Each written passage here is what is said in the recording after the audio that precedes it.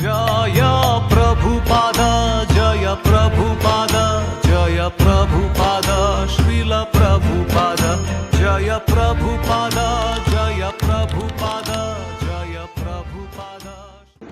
ശീല പ്രഭുപാദിന്റെ ലീലാമൃതയിൽ വായിച്ച കാര്യമാണ്. വോളിയം 7 1968 നടക്കുന്ന കാര്യമാണ്. 1968 ശീല പ്രഭുപാദ് ഇടയ്ക്ക് ശീല പ്രഭുപാദിനൊരു സ്ട്രോക്ക് വന്നിട്ട് പ്രഭുപാദ് 1967 അവസാനത്തില് ഇന്ത്യയിലേക്ക് മടങ്ങിയിരുന്നു. അവിടുന്ന് തിരിച്ച് പ്രഭുപാദ് അമേരിക്കയിലേക്ക് വന്നാണ്. ആ സമയം അതുവരെ പ്രഭുപാദിന് ടെമ്പററി വിസയാണ് അമേരിക്കയിൽ ഉണ്ടായിരുന്നത്. അപ്പൊ പല അറ്റോർണിയുടെ ഹെൽപ്പോടുകൂടി അത് വീണ്ടും വീണ്ടും വീണ്ടും നീട്ടി വെക്കാനായിട്ട് പറ്റും. പക്ഷെ 1968 അവസാനമായപ്പോഴത്തേന് പ്രഭുപാദിനോട് അത് ഇനി പറ്റത്തില്ല, പുറത്തു പോകണം എന്ന് പറഞ്ഞ് US ഗവൺമെന്റ് പറഞ്ഞു. അതിനവര് പറയുന്ന റീസൺ എന്ന് പറഞ്ഞാൽ പ്രഭുപാദ് തിരിച്ച് ഇന്ത്യയിൽ നിന്ന് ഇവിടെ മടങ്ങി വന്നിട്ട് 2 ആഴ്ച കഴിഞ്ഞിട്ടാണ് പെർമനന്റ് വിസയ്ക്ക് വേണ്ടി അപേക്ഷിച്ചത്. അത് ഉടനടി തന്നെ അപേക്ഷിക്കണമായിരുന്നു. അത് പറഞ്ഞിട്ടാണ് പറഞ്ഞത്.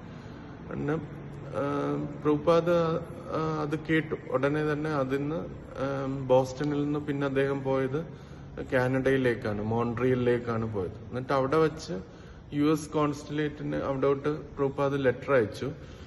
ഇങ്ങനെയാണ്, എന്തുകൊണ്ടാണ് എന്നെ ഇങ്ങനെ പിന്നെ പ്രഭുപാദ് തന്നെ അത് അനലൈസ് ചെയ്തപ്പോൾ മനസ്സിലായി പല ഈ മായാവാദി സന്യാസിമാരും അമേരിക്കയിലേക്ക് വരുന്നുണ്ട്. അവരൊരുപാട് അവരുടെ ഈ അമേരിക്കൻ സിറ്റിസൺസിനെ ഒരുപാട് എക്സ്പ്ലോയിറ്റ് ചെയ്യുന്നുണ്ട്. അവർ തെറ്റായ തത്വങ്ങളൊക്കെ പറഞ്ഞിട്ട്.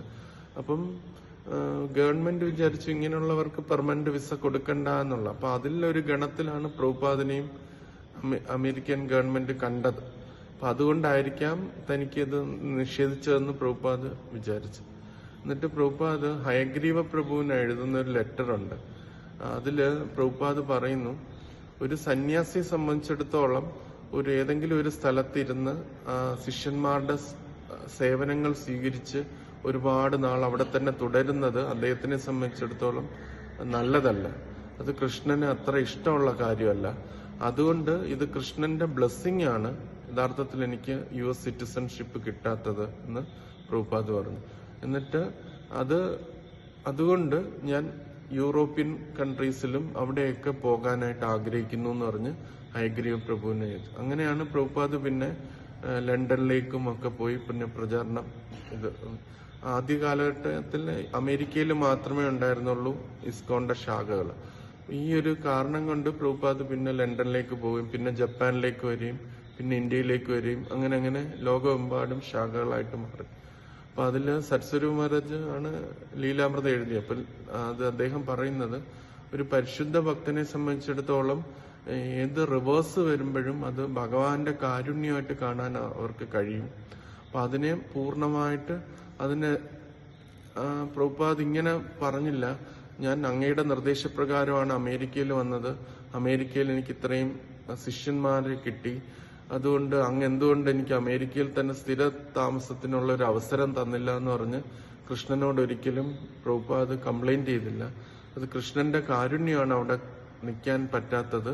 അതുകൊണ്ട് എനിക്ക് ലോകമെമ്പാടും പ്രചരിപ്പിക്കാനായിട്ട് പറ്റും, പുതിയ ആൾക്കാർക്ക് ഭഗവാനെ കുറിച്ച് പറഞ്ഞു കൊടുക്കാൻ പറ്റുമെന്ന് പ്രഭുപാദ് അത് കാരുണ്യമായിട്ട് എടുത്തിട്ട് അതിനെ പൂർണ്ണമായിട്ട് ഉപയോഗിക്കുകയാണ് ചെയ്തതെന്ന് സരസ്വതി മഹാരാജ് പറയും.